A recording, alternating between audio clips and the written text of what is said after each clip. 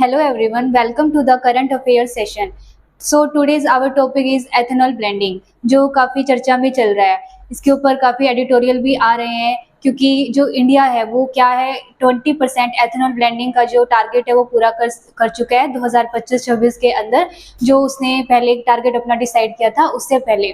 और इसके अलावा भी ये काफ़ी चर्चा में इसलिए है क्योंकि देखो इसको लेकर काफ़ी कंसर्न्स भी जताए जा रहे हैं, जैसे कि मतलब इंडिया को और भी अगर हमें E20 से आगे E25 E80 तक जाना है तो इंडिया उसके आगे क्या स्टेप उठा सकता है, या फिर जो अदर कंट्रीज है उससे इंडिया क्या सीख सकता है. तो हम एक एक करके सारा कुछ देखेंगे. ठीक है, आज का अपना टॉपिक रहेगा ethanol blending program in India. ठीक है, तो चलिए स्टार्ट करते हैं.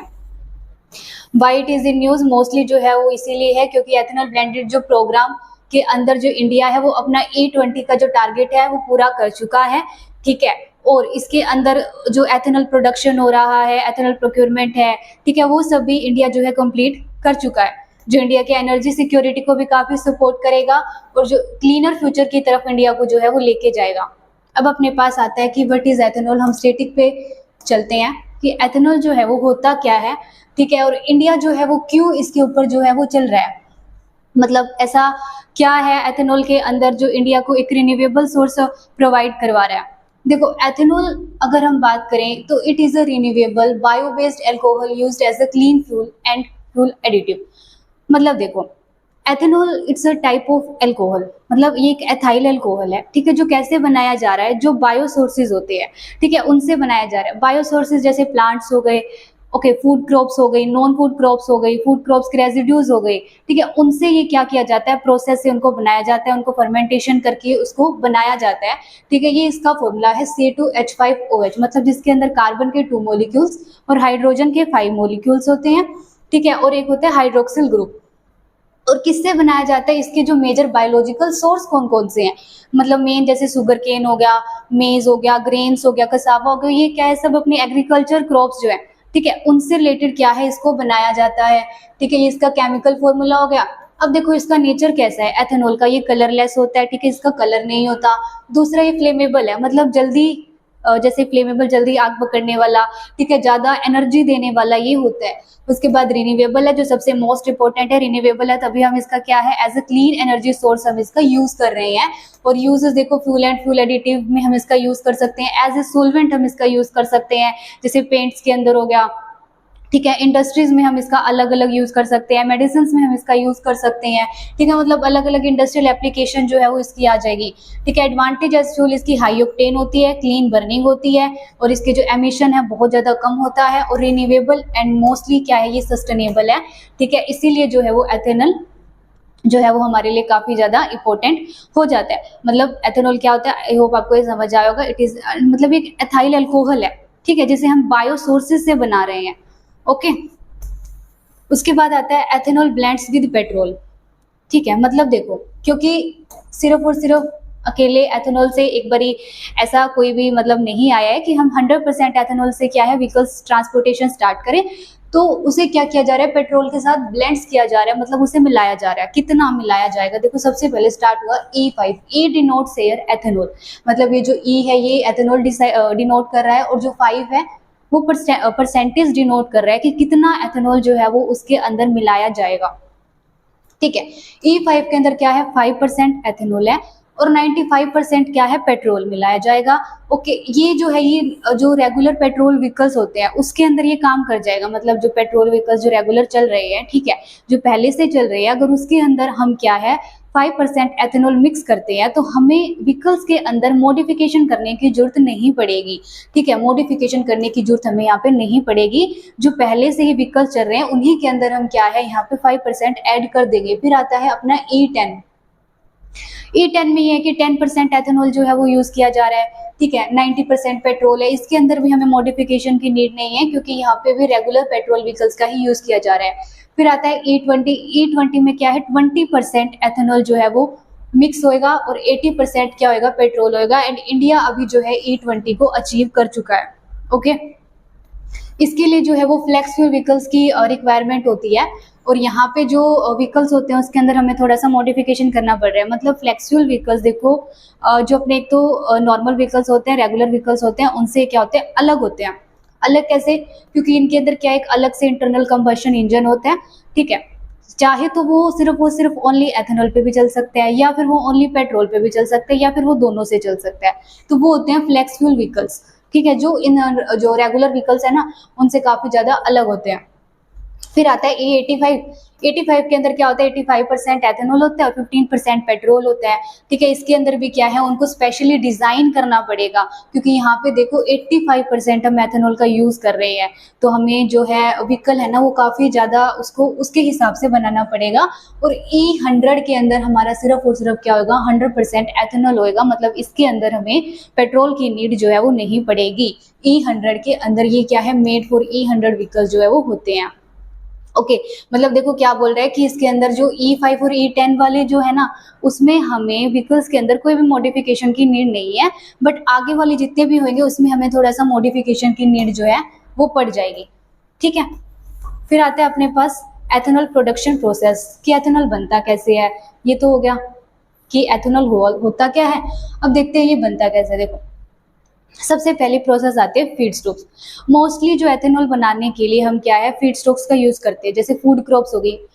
मोस्टली उन फूड क्रॉप्स का यूज किया जाता है जिनमें शुगर एंड स्टार्च की मात्रा हमें ज्यादा देखने को मिलती है, ठीक है। तो जैसे कि शुगर केन हो गया, मेज हो गया, कसावा हो गया, या फिर जो अदर क्रॉप्स है, ठीक है, उनका हम क्या करेंगे, फीड स्टॉक्स को लेंगे। फिर फीड स्टॉक लेने के बाद हम उसको क्या है, प्रिपेयर करेंगे, जैसे क्लीन करना, उनको क्रशिंग करना, ठीक है, उनको मिलिंग करना, ताकि उनसे शुगर और स्टार्च को क्या है, अलग किया जा सके। तो सेकंड प्रोसेस अपनी ये होगी। थर्ड में क्या है, लिक्विफाई किया जाएगा। मतलब इसके अंदर क्या है, जो स्टार्च है, ठीक है, उनको क्या किया जाता है, सिंपल शुगर्स के अंदर ब्रोक डाउन किया जाएगा कुछ एंजाइम्स का यूज करके, क्योंकि जो फूड क्रॉप्स है उसके अंदर से स्टार्च को हम क्या है, अलग करेंगे। जो स्टार्च है, मतलब जो अलग किया था, उसको हम क्या करेंगे, सिंपल शुगर में कन्वर्ट करेंगे। और फिर उसके बाद जो है ये क्या है, सेक्रिफिकेशन के अंदर क्या है, एंजाइम जो है वो स्टार्च को फर्मेंटेबल शुगर के अंदर कन्वर्ट कर देंगे, फर्मेंटेबल के अंदर, ताकि आगे उसका क्या किया जा सके, फर्मेंटेशन किया जा सके। ओके, फर्मेंटेशन के अंदर करने के लिए उसमें यीस्ट ऐड कर दिया जाएगा। यीस्ट उसमें यीस्ट जो है वो शुगर को क्या है, एथेनॉल में कन्वर्ट कर देगा। फर्मेंटेशन की प्रोसेस में यीस्ट जो है वो काफी इंपॉर्टेंस रखता है। उसके बाद है डिस्टिलेशन। डिस्टिलेशन प्रोसेस में क्या होता है, एथेनॉल को सेपरेट कर दिया जाता है, जो फर्मेंटेड ब्रूथ है, मतलब यहाँ पे हमने फर्मेंटेशन करके एथेनॉल बनाया, यीस्ट के द्वारा बनाया गया, और इसके अंदर क्या किया, एथेनॉल को वहां से अलग कर दिया गया। डिहाइड्रेशन के अंदर थोड़ा वो जो वाटर होता है, ठीक है, तो उस वाटर्स को इसमें से रिमूव कर दिया जाएगा।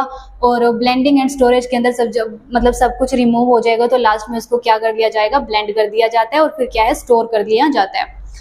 मतलब ये क्या है, एथेनॉल बनाने की कुछ प्रोसेस है नॉर्मली। मतलब हमने फीड स्टॉक्स लिया, फिर उसको प्रिपेयर किया, फिर उसको स्टार्च एंड शुगर में कन्वर्ट किया, फिर उसको फर्मेंटेशन करवाया, फिर उसको उसके अंदर से एथेनॉल को अलग करके, फिर उसमें से पानी को अलग करके, और लास्ट में अपने पास जो है वो प्योर एथेनॉल जो है वो आ जाता है। फिर आते हैं अपने पास जनरेशन ऑफ एथेनॉल की, कौन कौन सी जनरेशन जो है वो यहाँ पे एथेनॉल की है। देखो, अगर हम बात करें कि मोस्टली जो है वो 4 जनरेशन्स हैं। इंडिया अभी अगर बात करें तो फर्स्ट जनरेशन पे है, ठीक है, वो सेकंड थर्ड जनरेशन की ओर बढ़ रहा है, मोस्टली वो सेकंड जनरेशन की ओर बढ़ रहा है। देखते हैं कि जो फर्स्ट जनरेशन एथेनॉल ब्लेंडिंग जो है, ठीक है, उसके अंदर क्या यूज किया जाता है। फर्स्ट जनरेशन के अंदर यूज किया जाता है शुगर को मोस्टली। जो शुगर एंड स्टार्च क्रॉप्स जो होती है, मतलब जो फूड क्रॉप्स होती है, ठीक है, फूड क्रॉप्स का यहाँ पे यूज किया जाएगा, जैसे शुगर केन हो गई, मेज हो गई, ठीक है, जो एडिबल क्रॉप्स है। सेकंड जनरेशन के अंदर थोड़ी सी हमारी जो टेक्नोलॉजी लगेगी वो एडवांस लगेगी, और यहाँ पे जो होते हैं वो नॉन फूड क्रॉप्स का यूज किया जाता है। नॉन फूड क्रॉप्स कौन सी, जो फूड नहीं प्रोवाइड करवा रहे, ठीक है, जैसे कि इसमें हायर यील्ड होती है और एमिशन कम होते हैं। और थर्ड जनरेशन वाले ऐसी मतलब चीजों का यूज किया जाता है जो सेल्यूलोजिक होते हैं, मतलब जिनके अंदर क्या है, सेल्यूलोज मिलता है, ठीक है, लिग्नो सेल्यूलोजिक जो बायोमास है वहां से ये क्या है, हम प्राप्त करते हैं। और जो फोर्थ जनरेशन है वो एडवांस्ड एथेनॉल जो होता है वो हम यूज करते हैं एल्गे से, और अदर जो नॉवल सोर्सेज हैं, मतलब कि ऐसे सोर्सेज जो अभी अभी इन्वेंट हुए हैं, ठीक है, नए नए मिले हैं या फिर आगे मिल सकते हैं, ठीक है, उनसे एथेनॉल बनाना या फिर एल्गेस का यूज करना। तो ये जो है फोर्थ जनरेशन की जो एथेनॉल है हमें देखने को मिलते हैं। इनके देखो कंपैरिजन देखते हैं, जैसे फर्स्ट जनरेशन के अंदर एग्जांपल है sugar cane, sugar beet, corn beet. Second generation के अंदर मेज हो गया, ब्रोकन राइस हो गया, कसावा हो गया, स्वीट सरगम हो गया, और थर्ड जनरेशन के अंदर जैसे जो एग्री रेजिड्यूज हो गए, ठीक है, जो वेस्टेज हो गया, जो एग्रीकल्चर के बाद जो वेस्ट बच जाता है वो हो गया, या फिर वुड वेस्ट हो गया, स्टार्स हो गए, ठीक है। और 4G के अंदर हम एल्गे, म्यूनिसिपल सॉलिड वेस्ट, यहाँ पे मोस्टली इंडस्ट्रियल वेस्ट का भी जो है फोर्थ जनरेशन में यूज कर, देखो कितना फायदा है कि अगर हम इंडस्ट्रियल वेस्ट का यूज या फिर म्यूनिसिपल वेस्ट का यूज अगर हम एथेनॉल ब्लेंडिंग के अंदर करने लग जाए तो हमारा कितना वेस्ट जो है वो कम हो जाएगा। मतलब एक वेस्ट टू वेल्थ की जो अप्रोच है वहां पे हम ये अपनाएंगे, ठीक है। फिर यहाँ पे देखो टेक्नोलॉजी, जैसे फर्स्ट जनरेशन के अंदर मैच्योर, सेकंड के अंदर हमें थोड़ी सी कमर्शियल टेक्नोलॉजी चाहिए होगी, थर्ड जनरेशन के अंदर देखो डेमोन्स्ट्रेशन, एंड फोर्थ के अंदर हमें थोड़ा सा रिसर्च या फिर अर्ली स्टेज वाली। फिर यील्ड देखो ये कम यील्ड देती है, मतलब कितना उसका प्रॉफिट हो रहा है। यहाँ पे देखो कितनी वेरी हाई है, बट यहाँ पर अभी इंडिया आया नहीं है। फूड सिक्योरिटी पर देखो क्या इम्पैक्ट पड़ेगा, देखो फर्स्ट जनरेशन में हाई इम्पैक्ट पड़ेगा क्योंकि हम यहाँ पे क्या है फूड क्रॉप्स का यूज कर रहे हैं, दूसरे में कम क्योंकि यहाँ पे नॉन फूड क्रॉप्स है, और यहाँ पे तो इम्पैक्ट ही नहीं पड़ेगा फोर्थ जनरेशन के अंदर क्योंकि यहाँ पे हम क्या है यूज ही नहीं कर रहे फूड क्रॉप्स का। फिर green house gas emission reduction की बात करें तो फर्स्ट जनरेशन के अंदर क्या है 20 to 30% जो रिडक्शन है वो होएगा, और सेकंड जनरेशन के अंदर 40 to 60%, क्योंकि हम जितना ज़्यादा एडवांस जाएंगे, जितना ज़्यादा एडवांस टेक्नोलॉजी का, एडवांस चीज़ों का यूज़ करके हम एथेनॉल बनाएंगे तो वहाँ पे उतना ही रिडक्शन जो है वो होएगा किसका, ग्रीन हाउस गैसेस का। यहाँ पे 70 to 90% और यहाँ पे मोर देन 90%। प्रोडक्शन कॉस्ट देखो इसके अंदर बहुत ज़्यादा हाई हमें देखने को मिले क्योंकि भाई ये एडवांस टेक्नोलॉजी है तो यहाँ पे हमें हाई देखने को मिलेगी। सस्टेनेबिलिटी पोटेंशियल इसका थोड़ा सा लिमिटेड है और इसका एक्सीलेंट है। सस्टेनेबिलिटी मतलब जो लॉन्ग टाइम तक चल सके, ओके ये है। फिर की टेकवे मतलब इसमें यही है देखो कि India is moving beyond 1G to 2G and 3G ethanol to ensure sustainability, energy security and no compromise on food security. मतलब फर्स्ट G से वो सेकंड G और थर्ड G की तरफ जा रहे हैं ताकि जो उसे फूड क्रॉप्स है उसकी तरफ उसे कॉम्प्रोमाइज जो है वो ना करना पड़े, ओके। फिर आता है बेनिफिट्स क्या है, क्यों इतना एथेनॉल जो है वो किया जा रहा है, इसके क्या ऐसे बेनिफिट्स हैं, ठीक है। जो इंडिया है वो E20 का टारगेट्स तो पूरा कर चुका है और वो आगे भी जा रहा है। तो सबसे पहला है अपना एनर्जी सिक्योरिटी। मोस्टली अगर हम इंडिया की 80 to 85% अगर नीड्स देखें जो क्रूड ऑयल की है वो इम्पोर्ट पे डिपेंडेंट है, ठीक है। वेस्ट से वो क्या है क्रूड ऑयल जो है वो इम्पोर्ट करता है, तो इससे क्या है इंडिया अगर एथेनॉल की तरफ चलता है तो उसकी जो एनर्जी सिक्योरिटी है मतलब उसका इम्पोर्ट जो है वो क्या हो जाएगा, कम हो जाएगा। डिपेंडेंसी जो है वो उसकी कम हो जाएगी इम्पोर्टेड क्रूड ऑयल पर, और इससे क्या है जो एनर्जी सिक्योरिटी, जो डोमेस्टिक एनर्जी सिक्योरिटी है वो उसकी इनहेंस होगी, वो उसकी ज़्यादा से ज़्यादा बढ़ेगी। मतलब डोमेस्टिक रूप से अगर वो क्या है अल्टरनेट के रूप में एथेनॉल को इंडिया के अंदर प्रोड्यूस करेगा तो यहाँ पे उसकी डिपेंडेंसी कम हो जाएगी। फिर सेकेंड है लोअर एमिशन। लोअर एमिशन के अंदर ये है क्योंकि एथेनॉल जो है वो एक रिन्यूएबल सोर्स है, बायोफ्यूल है, तो वो एमिशन नहीं करता। ग्रीन हाउस गैस एमिशन यहाँ पे बहुत ज़्यादा जो है वो कम हो जाएगा। जो अलग अलग पोल्यूटेंट्स होते हैं जैसे कि अगर हम पेट्रोलियम वगैरह का यूज़ करके अगर कोई भी ट्रांसपोर्ट चले या व्हीकल्स चल रही है तो वहाँ पे क्या है सल्फर डाइऑक्साइड, कार्बन डाइऑक्साइड या कार्बन मोनोऑक्साइड जैसे जो हार्मफुल गैसें हैं, ठीक है, वो काफ़ी रिलीज होती है। लेकिन अगर हम एथेनॉल का यूज़ करें, ठीक है, तो वहाँ पे ना के बराबर जो है वो पोल्यूशन होएगा, एमिशन बहुत ज़्यादा कम होएगा। तो यही यहाँ पे कहना चाहते हैं कि एमिशन कम हो जाएगा। उसके बाद है एनवायरनमेंट फ्रेंडली, क्योंकि अगर इसका कंबशन क्लीन है तो इससे क्या होगा, एयर क्वालिटी इंप्रूव होएगी और जो क्लाइमेट एक्शन है उसको सपोर्ट करेगा, ठीक है। जो इंडिया के जो टारगेट्स है नेट जीरो अचीव करने के जो टारगेट है वो अच्छा इंडिया सही से गेन कर पाएगा, और जो पेरिस एग्रीमेंट के अंदर जो टारगेट्स थे उसको अचीव कर पाएगा, ठीक है। तो इसके लिए क्या है बहुत ज़्यादा एनवायरनमेंट फ्रेंडली है। फिर आता है support farmers and rural economy, क्योंकि अगर देखो मोस्टली कि फूड क्रॉप्स का या नॉन फूड क्रॉप्स का यूज़ करके अगर एथेनॉल बनाया जा रहा है तो यहाँ पे फार्मर्स के लिए काफ़ी ये एक बेनिफिट हो सकता है कि अगर वो ऐसे क्रॉप्स को ज़्यादा उगाए जिससे एथेनॉल प्रोड्यूस हो रहा है, ठीक है, तो उनको क्या मिलेगा, एक इनकम का सोर्स मिलेगा। तो इससे क्या है रूरल इकोनॉमी बूस्ट होएगी। उनको अगर इनकम का सोर्स मिलेगा, ठीक है, तो ज़्यादा से ज़्यादा कंज्यूमरिज्म बढ़ेगा, ठीक है, और इकोनॉमी उतनी ज़्यादा जो जीडीपी है वो इंक्रीज होएगी, नई डिमांड क्रिएट्स होएगी क्रॉप्स के लिए और फार्म की इनकम बढ़ेगी और रूरल प्रोस्पेरिटी जो है वो इंक्रीज होएगी। फिर आता है इकोनॉमिक ग्रोथ। इसके अंदर ये है कि जैसे इन्वेस्टमेंट इंक्रीज होएगी, जॉब्स क्रिएट होगी, अलग अलग अगर एथेनॉल के प्लांट्स लगेंगे, ठीक है, तो अलग अलग जो इन्वेस्टर्स है एफडीआई या एफपीआई जैसे जो है वो इंडिया के अंदर अट्रैक्ट होंगे, ठीक है, इंडस्ट्री सपोर्ट होएगी, तो इससे इकोनॉमी को काफ़ी ज़्यादा स्ट्रेंथ मिलेगी। फिर है सबसे आगे जो है वो वेस्ट टू वेल्थ। मतलब अगर जैसे एग्रीकल्चर रेजिड्यूज है या फिर इंडस्ट्रियल वेस्ट है, ठीक है, उसका यूज करके अगर हम कुछ ऐसा चीज बना रहे हैं जो काफी इकोनॉमी को बूस्ट कर रही है, एनवायरनमेंट को अच्छा क्लीन कर रही है, तो इसके लिए क्या है, ये वेस्ट टू वेल्थ का काम करेगा। वेस्ट मटेरियल का यूज करके हम क्या एक सर्कुलर बायो इकोनॉमी की तरफ अगर हम जा रहे हैं, ठीक है। फिर आता है बेटर इंजन परफॉर्मेंस, की अगर हम एथेनॉल का यूज करके, तो वहां पे उसकी जो माइलेज वगैरह है वो काफी अच्छी रहेगी, ठीक है। इससे इंजन एफिशिएंसी जो है वो काफी इंप्रूव होगी, और जो नॉकिंग है, ठीक है, उसको क्या है वो रिड्यूस करेंगे। फिर अब देखो life cycle green house gas reduction की, यहाँ पे ये कहना चाह रहा है कि अगर हम थोड़ा थोड़ा करके एथेनॉल मिला रहे हैं, ठीक है, तो उतना ही ज्यादा क्या है कार्बन डाइऑक्साइड कम हो रहा है। यहाँ पे ये कहना चाह रहा है अगर हम पूरा का पूरा एथेनॉल E100 कर दें, तो इसके अंदर कार्बन डाइऑक्साइड जो है वो मोर देन 90% तक कम हो जाएगा, ठीक है। जो क्या है वेरियस सेक्टर्स के ऊपर इम्पैक्ट डालेगा, चाहे वो ट्रांसपोर्ट हो, चाहे एग्रीकल्चर हो, या फिर इंडस्ट्री हो, हेल्थ हो, ठीक है, या हमारी इकोनॉमी को बूस्ट करेगा। फिर उसके बाद इसके अंदर कुछ चैलेंजेस भी आते हैं, तो चैलेंजेस देखते हैं। सबसे पहला है फीड स्टॉक अवेबिलिटी, कि अगर हम फूड क्रॉप्स का यूज करके बना तो रहे हैं, पर क्या इतनी फूड क्रॉप्स है कि वो एथेनॉल की जो डिमांड है वो पूरी कर पाएगी।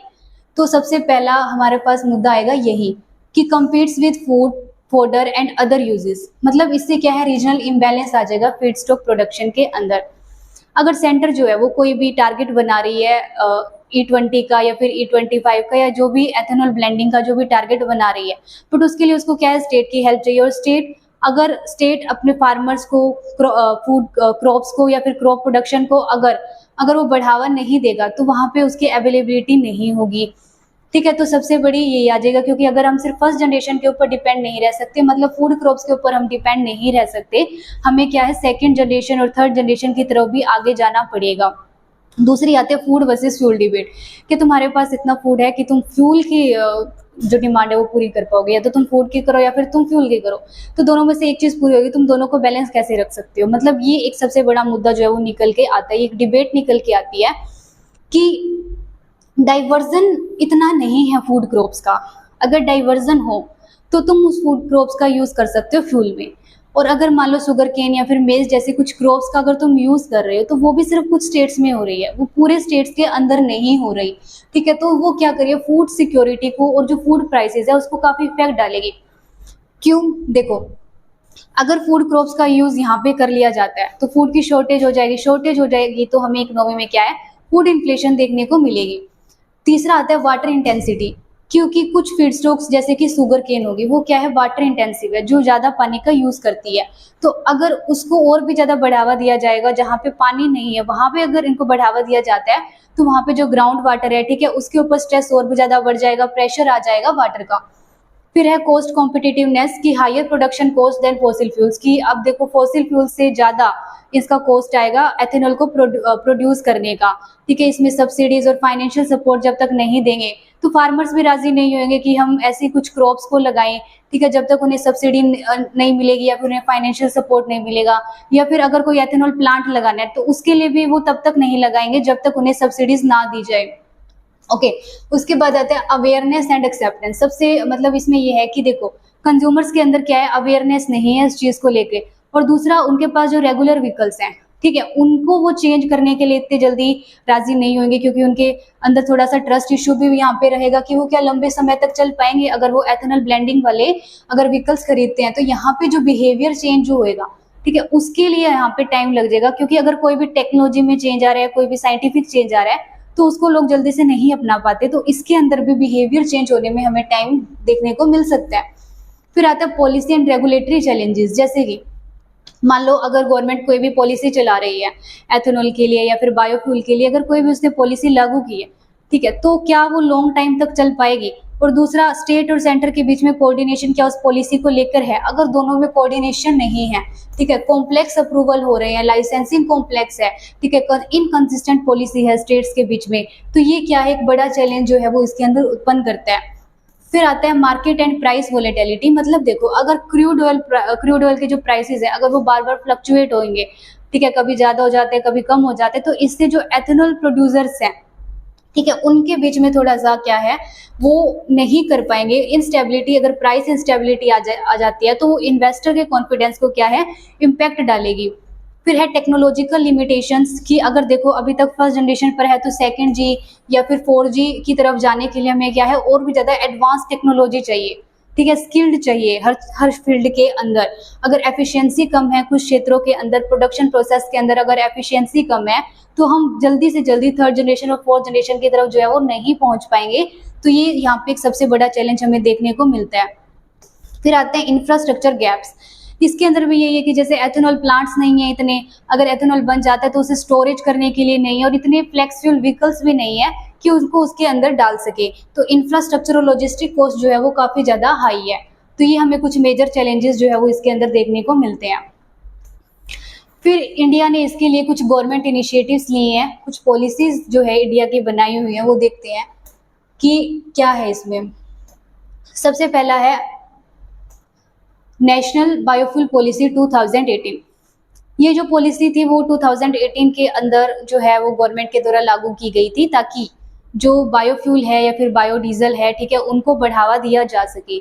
मतलब बायोफ्यूल के लिए इसको जो है वो स्टार्ट किया गया था। फिर है एथेनॉल ब्लेंडेड पेट्रोल प्रोग्राम। इसके अंदर ये था कि जो एथेनॉल प्रोग्राम चलाए जा रहे हैं, ठीक है, उसको मतलब आगे बढ़ाया जा सके, ठीक है, जो टारगेट्स रखे गए हैं उन टारगेट्स को अचीव किया जा सके। फिर है प्रधानमंत्री जीवन योजना। ये भी जो है वो बायोगैस या फिर जो बायो CNG है, ठीक है, उनके लिए, और जो 2G एडवांस टेक्नोलॉजी है उनका यूज करने के लिए इसको लाया गया। फिर सतत इनिशिएटिव और इंटरेस्ट सबवेंशन स्कीम। मतलब इसमें देखो इंटरेस्ट सबवेंशन स्कीम के अंदर ऐसे था कि जो मतलब इन्वेस्टर्स हैं या फिर जिनको भी अगर जो लोन्स ले रहे हैं, ठीक है, उनको कम इंटरेस्ट के ऊपर वो चीज़ दी जा सके ताकि वो प्लांट्स लगा सके, या फिर फार्मर्स को कम इंटरेस्ट के ऊपर दिया जा सके। तो ये इंटरेस्ट सबवेंशन स्कीम इसलिए थी। और road map to E20 bye 25-26, मतलब कैसे हम 2025-26 तक जो है वो E20 को अचीव कर सकते हैं, उसके लिए रोड मैप जो था वो तैयार किया गया था। देखो जैसे नेशनल पॉलिसी ऑन बायोफ्यूल, ये क्या है, इसके अंदर ये है कि मतलब प्रमोटिंग बायोफ्यूल्स इन इंडिया, कि इंडिया के अंदर जो है बायोफ्यूल्स को प्रमोट करना, ठीक है, first generation, second generation and advanced biofuel का यूज करना, ताकि जो फॉसिल फ्यूल्स के ऊपर डिपेंडेंसी है वो कम हो सके। फिर एथेनॉल ब्लेंडेड पेट्रोल प्रोग्राम, इसके अंदर क्या है, एथेनॉल ब्लेंड करने के लिए पेट्रोल के साथ एक फेज्ड मैनर के अंदर, मतलब ऐसे नहीं भी सारा एक साथ ही हो, धीरे धीरे करके, ठीक है, क्रूड ऑयल इंपोर्ट कम हो सके, एमिशन कम हो सके एंड फार्मर्स की इनकम इंक्रीज की जा सके एथेनॉल की डिमांड बढ़ा के। PM जीवन योजना, ये क्या करता है, जो सेकंड जनरेशन एथेनॉल प्लांट्स है उनको एस्टेब्लिश करने के लिए ये सपोर्ट करता है, ठीक है, जो मतलब एग्रीकल्चर रेजिड्यूज है जैसे कि राइस स्ट्रा हो गए एंड अदर बायोमास है, उनसे हम कैसे एथेनॉल बना सकते हैं। और help manages stubble burning while promoting clean energy, मतलब क्लीन एनर्जी को प्रमोट करने के लिए कि स्टबल बर्निंग को हम कैसे रोक सकते हैं, ये भी इसके अंदर था। फिर है सतत इनिशिएटिव, ये क्या है, sustainable alternative toward affordable transportation. मतलब देखो सस्टेनेबल जो लॉन्ग टाइम तक चल सके, अल्टरनेटिव की हमें कोई अदर जो विकल्प ढूंढना है अफोर्डेबल ट्रांसपोर्टेशन की तरफ, ठीक है। इसने क्या प्रमोट किया, production of compressed biogas from agriculture and organic waste, कि कैसे हम एग्रीकल्चर और ऑर्गेनिक वेस्ट से क्या है हम कॉम्प्रेस्ड बायोगैस को जो है वो बना सकते हैं। मतलब ये जो नॉर्मल जितनी भी पॉलिसीज है गिन चुन के ये सारी वही बात कर रही है कि कैसे हम एथेनॉल की तरफ जाएं, कैसे हम बायोफ्यूल को और भी ज्यादा बढ़ावा दें, बायो CNG हो, बायो पेट्रोल हो, कैसे भी हो। फिर कुछ ग्लोबल प्रैक्टिसेस है कि इंडिया कैसे उनसे सीख सकता है। मोस्टली अगर हम देखें तो USA और ब्राजील ऐसे दो कंट्री हैं वर्ल्ड के जो मोस्टली मिला के क्या है लगभग 85% तक क्या है एथेनॉल प्रोड्यूस करते हैं, ठीक है। USA लगभग क्या है 10% एथेनॉल जो है वो गैसोलीन में मिक्स कर रहा है, ब्राजील जो है, और ये मोस्टली क्या है कॉर्न का यूज करता है एथेनॉल प्रोड्यूस करने के लिए। और ब्राजील जो है वो E27 देखो फ्लेक्स फ्यूल व्हीकल्स के अंदर वो यूज करता है, और ये शुगर केन का यूज करता है। चाइना भी 10% एथेनॉल जो है वो अपने कुछ एरियाज के अंदर उसने लागू किया हुआ है, और इंडिया अपना E20 का टारगेट जो है वो अचीव कर चुका है। फिर सेकंड मतलब इसमें देखो कि कैसे इंडिया जो है वो उनसे कुछ सीख सकता है, कि एक जो अलग अलग जो कंट्रीज है, ठीक है, जो अभी तक इतना एथेनॉल प्रोड्यूस कर चुकी है, तो कौन सी टेक्नोलॉजी का यूज कर रही है, तो इंडिया उनसे टेक्नोलॉजीज ले, ठीक है, कुछ सीखिए उनसे कि एडवांस टेक्नोलॉजीज ले जो मतलब 2G और 3G एथेनॉल प्रोड्यूस करने में कैसे, ताकि उसकी जो है हायर एफिशिएंसी जो है वो आ सके। फिर पॉलिसी सपोर्ट, मतलब कि कि कैसे अपनी पॉलिसीज को, जैसे अदर कंट्रीज जो है वो पॉलिसीज को सपोर्ट कर रहे हैं, कैसे उनको जो है वो इंसेंटिव्स दे रहे हैं, ठीक है। तो उस तरीके से इंडिया यहाँ पे सीख सकता है। सस्टेनेबल फीड स्टॉक्स मतलब diverse and non food feed stocks का भी यहाँ पे इंडिया जो है वो यूज करे, अपनी क्रॉप्स को डाइवर्सिफाई करे, एथेनॉल ब्लेंडिंग प्रोग्राम को डाइवर्सिफाई करे कि वो किस किस चीजों को यूज करके जो है वो एथेनॉल ब्लेंडिंग कर सकता है, मतलब नॉन फूड फीड स्टॉक्स का यूज करके। फिर इंफ्रास्ट्रक्चर डेवलपमेंट करे एंड एनवायरमेंटल स्टैंडर्ड की, मतलब लो एमिशन एंड सस्टेनेबिलिटी की तरफ जाने के लिए वो और क्या क्या कर सकता है। तो ग्लोबली वो कंट्रीज से जो है ये सब चीजें सीख सकते हैं। फिर आता है वे फॉरवर्ड कि इंडिया के लिए क्या है। देखो, सबसे पहला है सस्टेनेबल फीड स्टॉक प्लानिंग। मतलब यही है कि जब तक उसकी क्रॉप्स डाइवर्सिफाई नहीं होगी, अलग अलग क्रॉप्स के ऊपर वो डिपेंड नहीं होगा अपना एथेनॉल बनाने के लिए, ठीक है, तब तक तो वो 3G और 4G के पास जो है वो नहीं पहुंच पाएगा। तो फीड स्टॉक्स जो प्लानिंग है उसको सस्टेनेबल करना पड़ेगा। फार्मर्स को इंसेंटिव्स देने पड़ेंगे, फार्मर्स को जो है वो बताना पड़ेगा कि अगर वो ये क्रॉप्स उगाते हैं, ठीक है, तो उनको क्या जो है वो बेनिफिट्स होंगे, मतलब फूड क्रॉप्स के अंदर या फिर नॉन फूड क्रॉप्स के अंदर, ठीक है, कैसे जो है इंडिया सस्टेनेबिलिटी के साथ फीड स्टॉक प्लानिंग कर सकता है। दूसरा है टेक्नोलॉजिकल इनोवेशन, मतलब चाहे यहाँ पे एथेनॉल प्लांट की बात करें या फिर हम व्हीकल्स की बात करें, ठीक है, या फिर जो भी टेक्नोलॉजी हमें एथेनॉल के लिए चाहिए, ठीक है, उसके अंदर कैसे इंडिया जो है वो नई नई इनोवेट जो है वो वहाँ पे कर सकता है, अलग अलग इन्वेस्टर्स को यहाँ पे अट्रैक्ट कर सकता है। जब तक टेक्नोलॉजी एडवांस नहीं होगी, ठीक है, तब तक इंडिया जो है वो 3G और 4G के पास जो है वो नहीं पहुंच पाएगा। तो इसलिए टेक्नोलॉजी को एडवांस करना काफी जरूरी है। फिर है पॉलिसी कंसिस्टेंसी एंड इंसेंटिव्स, मतलब जो भी पॉलिसीज बनाई गई है, जैसे कि अगर नेशनल बायोफ्यूल पॉलिसी है तो इंडिया को ये चाहिए कि एक पॉलिसी को वो लॉन्ग टर्म तक रखे और उसको लोगों को अवेयर भी करे, ठीक है, उसके एडवर्टाइजमेंट निकाले और साथ ही साथ स्टेट के साथ भी क्या कोऑर्डिनेशन बना के रखें ताकि जो पॉलिसी है वो कंसिस्टेंट रहे, ठीक है, और पॉलिसी के अंदर जो भी इंसेंटिव्स दिए जा रहे हैं, जो भी चीजें की जा रही है, ठीक है, वो सभी को पता हो उसके बारे में। फिर है awareness and stake holder participation, मतलब जो स्टेक होल्डर्स है, चाहे फार्मर्स हो, चाहे फॉर इंडस्ट्रियलिस्ट हो या फिर कोई भी ऑयल मार्केटिंग कंपनीज हो, ठीक है, सबका पार्टिसिपेशन यहाँ पे जो है वो होना चाहिए। अवेयरनेस फैलाना लोगों के अंदर कि अगर वो एथेनॉल वाले अगर व्हीकल्स यूज कर रहे हैं तो वो सेफ है, ठीक है, सबसे पहला मतलब जो ट्रस्ट इश्यूज है उसको हटाना, ठीक है। लोगों में जितना ज्यादा अवेयरनेस होगा वो उतना ज्यादा यूज करेंगे, और यूज करेंगे तो फिर वहां पे डिमांड जो है वो एथेनॉल की और बढ़ेगी, और डिमांड बढ़ेगी तो जो है सप्लाई की तरफ गवर्नमेंट को वो और भी ज्यादा जाना पड़ेगा। और साथ में जो पब्लिक प्राइवेट पार्टनरशिप है उसको भी इंडिया को बढ़ाना पड़ेगा, मतलब प्राइवेट सेक्टर को जितना ज्यादा हो सके इसमें इंक्लूड करें, ठीक है। और साथ में जो फॉरेन इन्वेस्टर्स हैं, ठीक है, उनके लिए भी उनको भी काफी इंसेंटिव्स दे, ठीक है, उनको भी और ज्यादा अट्रैक्ट करे ताकि इंडिया जो है वो अपना और आगे का जो एथेनॉल ब्लेंडिंग का प्रोग्राम है, ठीक है, उसको वो पूरा कर सके।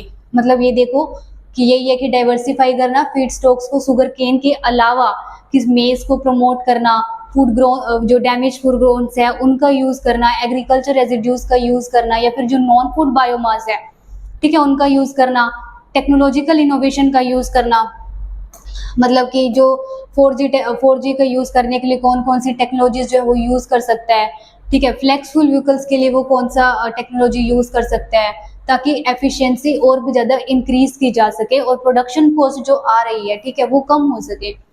फिर वही पॉलिसी कंसिस्टेंसी में क्या है, स्टेबल और लॉन्ग टर्म पॉलिसीज होनी चाहिए, फाइनेंशियल इंसेंटिव्स होने चाहिए और कोऑर्डिनेटेड इंप्लीमेंटेशन होना चाहिए सेंटर और स्टेट के बीच में। और awareness and stake holder participation के अंदर ये है कि फार्मर्स के बीच में या फिर इंडस्ट्रीज और कंज्यूमर या फिर OMCs जो है उनके बीच में क्या है, इनको क्या है अवेयरनेस फैलाना और पब्लिक प्राइवेट पार्टनरशिप्स को क्या है यहाँ पे प्रमोट करना। तो मतलब मेन यही है कि हमें क्या है फीड स्टॉक बेस को जब तक हम डाइवर्सिफाई नहीं करेंगे तब तक हम 4G के तरफ जो है वो नहीं पहुंच पाएंगे, और हमारी पॉलिसी जो भी गवर्नमेंट के द्वारा बनाई जा रही है उसको सपोर्ट यहाँ पे करना चाहिए। सो ये था अपना एथेनॉल का सेशन। कमेंट में जरूर बताइए कैसा लगा। Thank you so much.